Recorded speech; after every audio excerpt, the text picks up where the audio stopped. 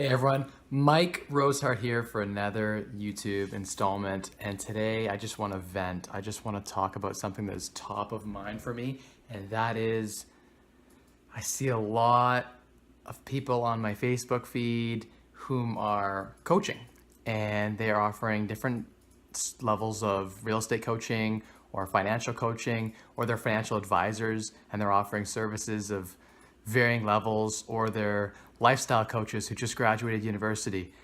I want to say something and I want to get it off my chest. If you are looking into hiring a coach, I would strongly recommend you do your research, and 8 out of 10 times, I think it's better to find a mentor than a coach. Find a mentor, not a coach. Let's talk about mentorship. What is mentorship all about? Finding a mentor is finding someone whom you look up to, someone who you want to be like. Ideally, you'd find someone whom in, say, 2, 3, 5 years from now, 10 years from now, 20 years from now, you want to be like. And then you want to sit with them and you want to find a way to get lunch with them. So if you have to pay for lunch, that's fine. I know it's not the frugal way to do things, but you have to think of the long-term mindset, right? And if you can develop that relationship, it'll pay off in dividends later. You know, you'll hear guys like Tai Lopez talk about, and I think it's Tai Lopez, I think I've heard him talk about the 3 types of mentorships, right? You want to mentor people whom are below yourself. You want to help teach people. You want to mentor with people on the same level as yourself, right? And then you want a few mentors whom are on that next level, that next playing field that you want to get to. But how do you find a good mentor? And that's the question. A lot of people talk to me on my blog, or people have reached out to me and said, Mike, how did you grow to 15 properties in 2 or 3 years? I would never be able to get that many mortgages from the bank, or I just have a regular job, and I had a regular job too, and I only made $55,000 a year, and I was able to get 10 mortgages. It's about the narrative. It's about the strategy that you use, less than it is about the coming from wealth, or necessarily paying for expensive coaching. I've never paid for coaching ever in my life. I've never had a coach. And I've been able to do what most people aren't able to do with a coach, which is a lot of deals in 2 years, 13 deals in 2 years, with no coach at all. So it's totally possible. But I had a lot of great mentors. I was a mentor, and I still am a mentor to several people in my community. And when I teach, I learn. When someone asks you a provoking question that says, hey Mike, why do you do things that way? When you're at Rona, why are you buying material that way? And it's something that I hadn't thought of, right? So at a minimum, the right questions asked of my mentee will cause the mentor to self-reflect and to improve on the way that they currently do things, to improve their systems, their strategies. So I don't care if you're the best person in the world and you're watching this, and you got $100 million. If you have $100 million, why are you watching my YouTube videos? But yeah, maybe you are. And you're saying, well, what's the value in me coaching someone else and mentoring someone else? And usually mentorship is something you do on a volunteer basis. And it's because it's going to up your game. You're going to be better than you were before. And that's the key piece. And you want to have people whom you're mentoring and sharing information with, and that cross-pollination that's going to occur, people on the same level as yourself. That's really, really key. I can't tell you how many times I've bounced a deal off someone who's in my peer group, and we mentor each other, right? And so when you're mentoring with someone on the same level, it's a different level of transaction that happens than anyone that's above you, right? So you can have some of those conversations and make some of those mistakes that you might, or say those things you might not want to say to that, that mentor who's like a god to you in a lot of ways. And you're going to have different mentors throughout your lifetime, right? And it's all about finding good mentors in your network. And one way to find those people, if you're interested in real estate, for instance, join some local real estate groups. Here in London, Ontario, Canada, there are a lot of great groups. Biggerpockets.com typically has chapters in most major cities. We have one here in London, for instance. There are several other real estate groups here of different varying demographics that meet. I can think of a few. And so you go to those meetups and have those conversations with people and offer to buy someone lunch. And I guarantee you 9 out of 10 times, these people are very friendly. They're very approachable. They're happy to meet with you. And some of the bigger guys out there, whom got there, through just hard slugging, or maybe they had a great mentor, a lot of them want to give back. And if you can learn to stroke their ego, I know this sounds terrible, but it's what actually works. If you stroke someone's ego and you compliment them in the right way, and hell, if you want them to mentor you, you should be impressed by them. And don't be afraid to say that, how impressed you are by X and Y that they did, or X and Y strategy that they used. Be intelligent, ask thought-provoking questions. As someone who's being mentored, I like to prepare before I meet with the person who's mentoring me, and I'll write down a list of questions that I want to ask them, things that are burning interest for me, or that are directly relevant to projects that I'm working on. I can guarantee you guys something's going to come out of this. At a minimum, you're going to learn a lot.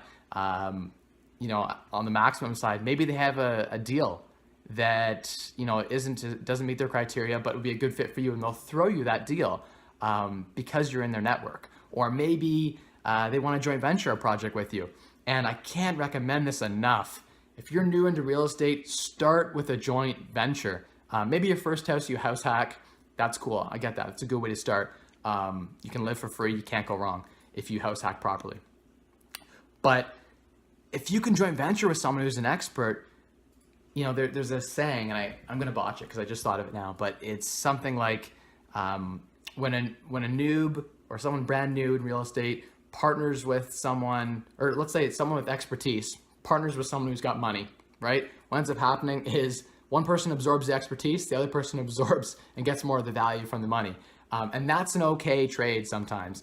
It's better than paying for coaching, in my opinion. If you can joint venture with someone who's an expert, you can learn a hell of a lot more, not only from the high level theoretical coaching talk about systems and strategies, but then you also get to see them in action. And that's where the real value is. A lot of coaches won't come on site with you. They won't spend 10 weeks teaching you how to flip a property, how to renovate a property. There is so much value in joint ventureship with the right mentor. So find a mentor, joint venture with that mentor. You will learn a ton.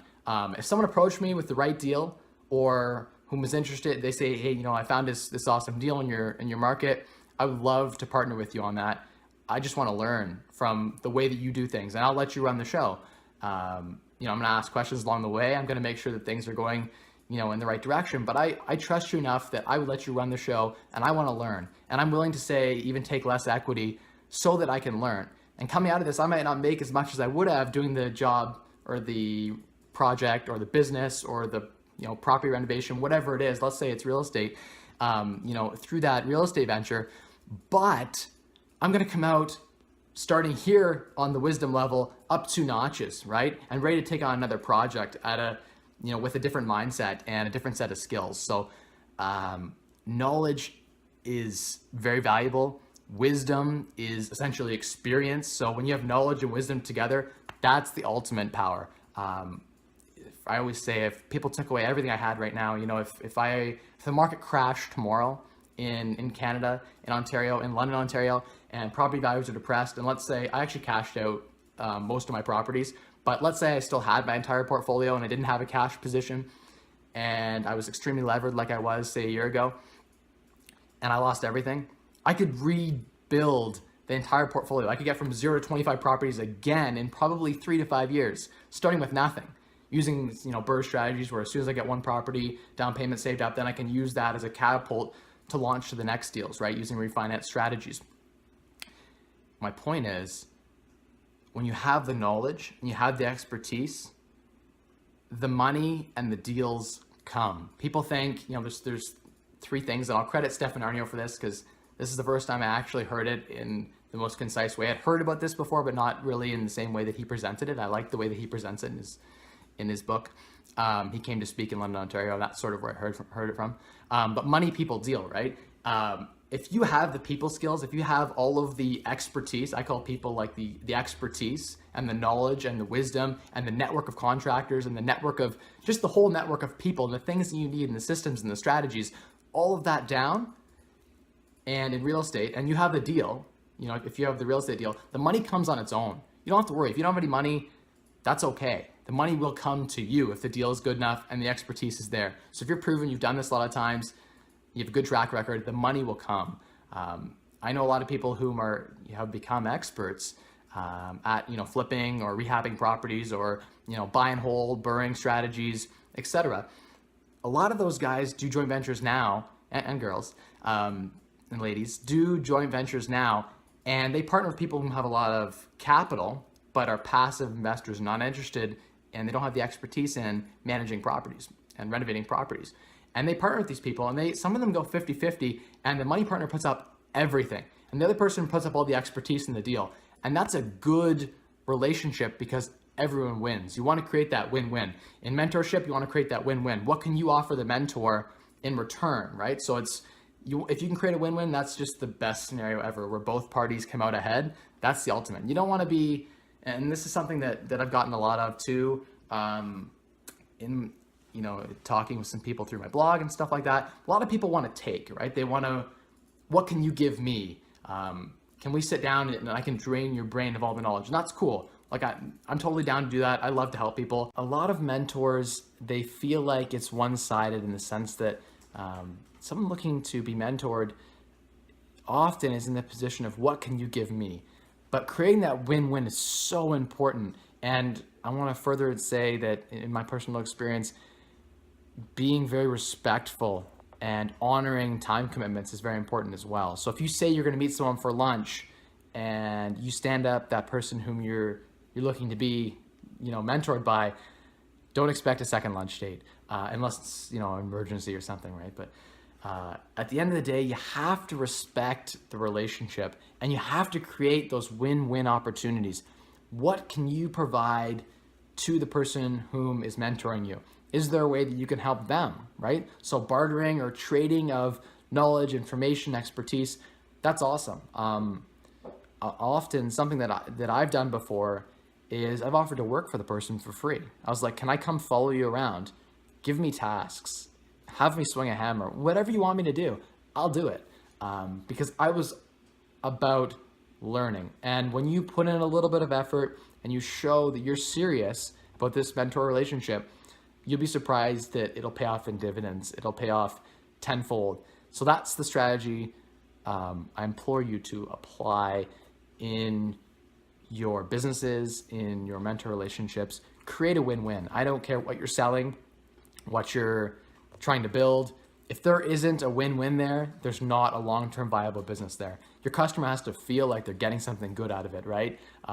My tenants feel like they're getting something good out of the relationship, right? My contractors who work with me, it's got to be a win-win, right? So you've got to set up a scenario where everyone that you're working with is benefiting from the relationship, right? So think about, how can I engage this person? Maybe it's as simple as they enjoy their ego being stroked. I've met some people who really enjoy their ego strokes, and that's cool. If they like you to tell them how great they are, for them to train you and give you their information and empty that brain into your brain, do that. But don't please sign up for these $25,000 real estate coaching programs, these $50,000 real estate coaching programs where they don't partner with you on any properties. They just talk to you on the phone for 2 hours, and it's not even the guy who you think you're going to talk to. It's going to be some guy he's hired.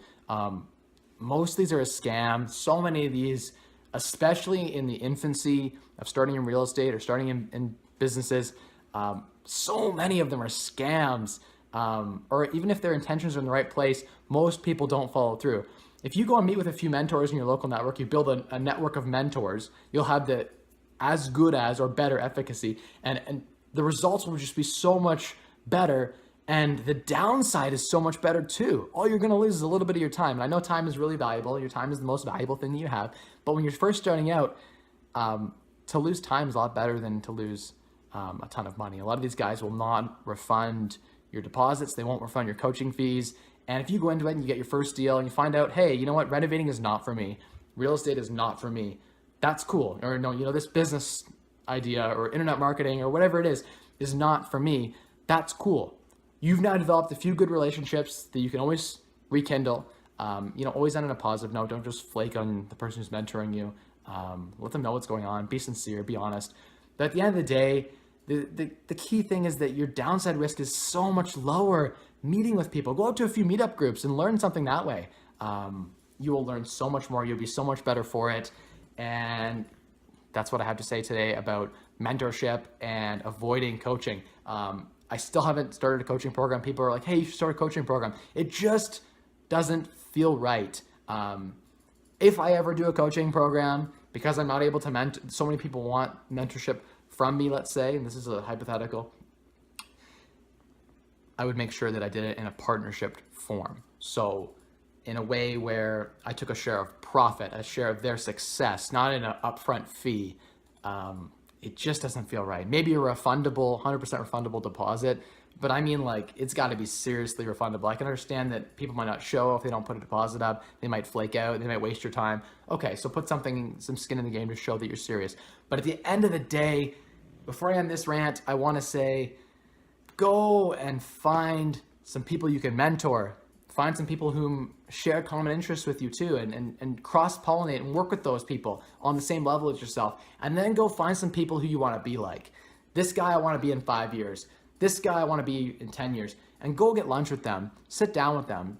Find a way to learn what you can from them. That'll be the most valuable information you can ever find. And last thing I'm going to say, most of these, intellectual property pieces people talk about, I have this amazing system, it's the best out there. I've got this 50-page manual and no one's got it. I'll tell you what, in the game of real estate, for instance, everything is for free on the internet. Go to places like BiggerPockets, do some Googling.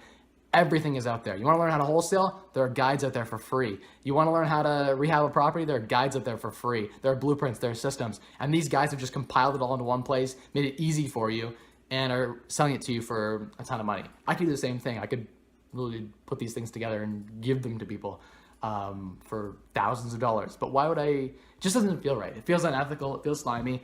At the end of the day, the reason I unlocked financial independence, which financial independence means that if I invested all of my money, not in real estate, and I just invested it in, say, an ETF, diversified index portfolio, and withdrew about 4%, which shows if you can withdraw 4% a year and leave inflation in the account, if you withdraw that for infinity, the portfolio will grow with inflation, and 99% of cases won't run out. So I'm not relying on it to live, and I have a great lifestyle. I don't need any of this to live, right? When these guys are earning this money and they need it to eat, right? Or to satisfy that lifestyle, it just doesn't feel right. I think if you can find someone if you're going to find a coach, at least find someone who's successful at doing it, who's done it with, many deals, who's done 100 or 200 or 300 deals. If they're willing to mentor you, maybe it's worth paying them a little bit of money. But a lot of these guys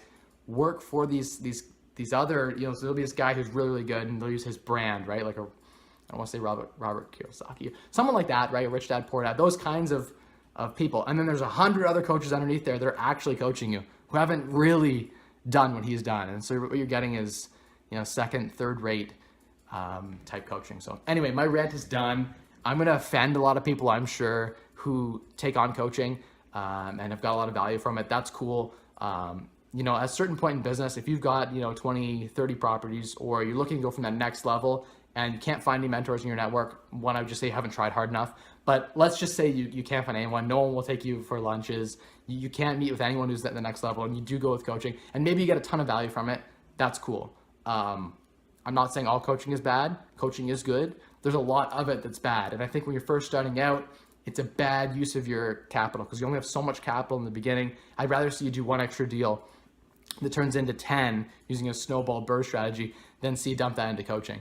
So see more videos about that from me. I'm going to talk about real estate investing. I'm going to talk about financial independence because at the end of the day, that's what most people are after, right? 75 to 80% of people, according to Gallup studies, don't love what they do. And I would bet a wager that roughly 90% of people throughout 10-year period have a point in their job or their career that they don't enjoy what they do. And so having that fuck you money, that F you money is just, it's so awesome. So I want to help as many people as I can unlock financial independence and build that 25 times expenses net worth so that they can invest that and live off that passive dividend income, that passive real estate income, that passive whatever it is. Real estate isn't really that passive, it's semi-passive, but let's call it dividend income. Anyway, rant is done. Hope you guys are enjoying the YouTube videos. This is me experimenting. I'm hoping to get better. I'm working on buying a new camera. I'm gonna get the lighting kit. I'm gonna get the proper tripod here. We're gonna get things going. I got the Premiere Pro. We're gonna be doing the editing of the videos coming up. I'm gonna experiment with some cool stuff. But right now it's just about getting some content out there and iterating on the process. I got interrupted halfway through this video, so you're gonna see a couple of cuts. It's gonna be me just trying to learn. And I'd appreciate in the comments section if you guys could let me know about areas I could improve on, ideas for future topics. Do you wanna hear me talk about something? Let me know and I'll do a video on it, no problem. But for now, I wanna see you guys smash that like button, and I'd love to see you subscribe. Subscribers would give me the motivation to create more videos. I'm not employed right now, so got a good amount of time being financially independent to create videos for you guys. Use me, I'm a resource, and if I get subscribers, it's gonna motivate me. If I get followers on my blog, 25andfree.com, 25andfree.com, it's gonna help me get me motivated to write posts. So I really make nothing from this. There's no monetary source. It's me trying to give back and trying to help. So the more positive feedback I get, that's kind of like the currency that I'm operating on right now, and it feels really good. So anyway, thanks guys. And I think I'm gonna work on a catchphrase, but something like build your lifestyle by design. The 3 things I wanna focus on are spend less. I wanna help you spend less. I wanna help you earn more. I wanna help you maximize your returns and unlock financial independence. Yeah.